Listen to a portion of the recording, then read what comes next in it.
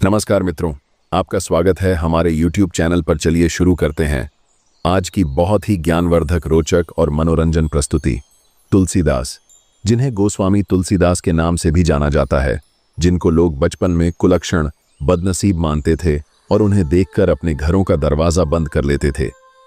तुलसीदास, जो भारतीय साहित्य और भक्ति आंदोलन के एक प्रमुख कवि और संत थे, उनके जीवन की कहानी प्रेरणा और संघर्ष से भरी हुई है। आइए उनके जीवन के इस अनोखे सफर को विस्तार से जानते हैं। इससे पहले अगर आप हमारे चैनल पर नए हैं तो हमारे चैनल को सब्सक्राइब कर लें।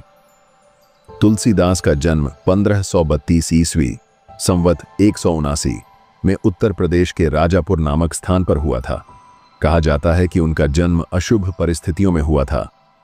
जन्म के तुरंत बाद उनकी मां हुलसी देवी और पिता आत्माराम दुबे ने उन्हें त्याग दिया। ये माना जाता है कि उनका जन्म अमंगलकारी माना गया था और इसी कारण वे अपने माता पिता के स्नेह से वंचित रहे। एक कहानी के अनुसार तुलसीदास का जन्म एक 12 महीने गर्भ के बाद हुआ था और वे जन्म से ही बोलने लगे थे।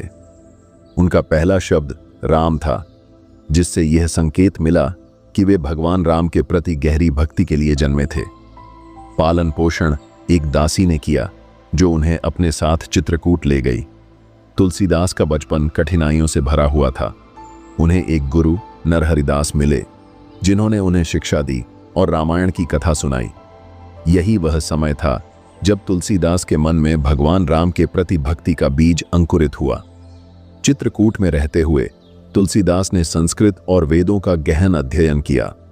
उन्होंने अपने गुरु के मार्गदर्शन में भक्ति और साधना का अभ्यास किया, लेकिन उनका जीवन अभी और कठिनाइयों से गुजरने वाला था। तुलसीदास का विवाह रत्नावली नामक महिला से हुआ। तुलसीदास जी विवाह के बाद स्त्री मोह में ऐसे डूबे कि उन्हें दुनिया का होश ही न रहा और अपनी पत्नी के बिना एक पल भी नहीं रह पाते थे।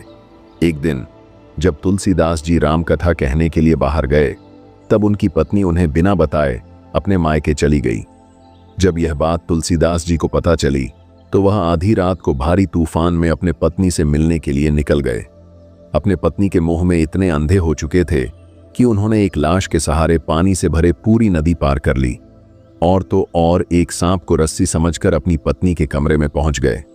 जब रत्नावली ने तुलसीदास जी को इस हालत में देखा तो उनको बहुत गुस्सा आया। वह तुलसीदास से कहती है, इस तरह आने में आपको लज्जा नहीं आई? इतना प्रेम अगर आप प्रभु राम से करते तो आज आप साक्षात प्रभु राम के दर्शन पा लेते और तुम्हारा उद्धार हो जाता। रत्नावली की इस बात से तुलसीदास जी बहुत दुखी हुए। उन्हें अपनी गलती का एहसास हुआ और उन्होंने उसी समय सांसारिक जीवन त्यागने का निर्णय लिया और भगवान राम की भक्ति में लीन हो गए। तुलसीदास ने अपने जीवन को पूरी तरह भगवान राम की भक्ति में समर्पित कर दिया। वे काशी, चित्रकूट और अयोध्या जैसे पवित्र स्थलों पर भटकते रहे। कहा जाता है कि उन्हें हनुमान जी का दर्शन प्राप्त हुआ, जिन्होंने उन्हें भगवान राम के दर्शन कराए। तुलसीदास ने अपने जीवन की सबसे प्रसिद्ध कृति रामचरितमानस की रचना की। यह कृति अवधी भाषा में लिखी गई और इसमें भगवान राम के जीवन और आदर्शों का वर्णन किया गया है। रामचरितमानस न केवल धार्मिक ग्रंथ है, बल्कि यह समाज को नैतिकता और आदर्श जीवन जीने की प्रेरणा भी देता है।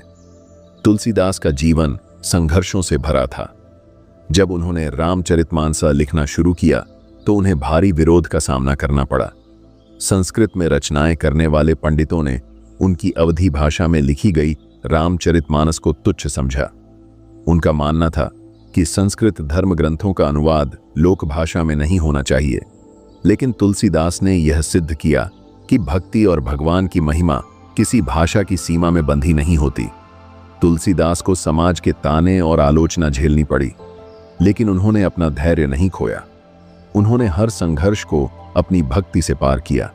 कहते हैं कि तुलसीदास के प्रयासों और भगवान राम की कृपा से रामचरितमानस को समाज में व्यापक स्वीकृति मिली। तुलसीदास के जीवन में कई चमत्कारिक घटनाएं घटीं। एक बार जब वे काशी में थे तो कुछ पंडितों ने उनसे भगवान राम के अस्तित्व का प्रमाण मांगा। तुलसीदास ने भगवान हनुमान से प्रार्थना की और कहा जाता है कि भगवान राम और लक्ष्मण ने स्वयं प्रकट होकर उनकी भक्ति का प्रमाण दिया। एक और घटना के अनुसार जब तुलसीदास को बंदरों ने घेर लिया तो उन्होंने भगवान हनुमान का स्मरण किया। बंदर तुरंत शांत हो गए और तुलसीदास को कोई हानि नहीं पहुंचाई। तुलसीदास ने अपना जीवन वाराणसी में बिताया। उन्होंने काशी के अस्सी घाट पर अपने अंतिम दिन बिताए। कहा जाता है कि उनके अंतिम समय में भगवान राम ने उन्हें दर्शन दिए और उन्हें अपने धाम ले गए। तुलसीदास केवल एक कवि नहीं, बल्कि भक्ति आंदोलन के एक महान संत थे। उन्होंने राम भक्ति को एक नया आयाम दिया। उनके भजन और दोहे आज भी लोगों के हृदय को भगवान राम के प्रति प्रेम और श्रद्धा से भर देते हैं। उनके दोहे जीवन के गहरे सत्य को प्रकट करते हैं।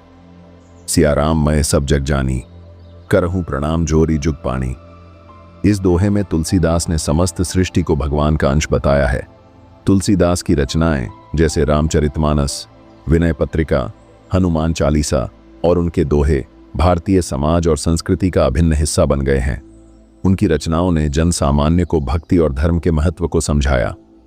तुलसीदास का जीवन हमें सिखाता है कि कठिन परिस्थितियों में भी ईश्वर पर अटूट विश्वास और धैर्य बनाए रखना चाहिए। भक्ति और सच्चाई के मार्ग पर चलने वाला व्यक्ति कभी असफल नहीं होता,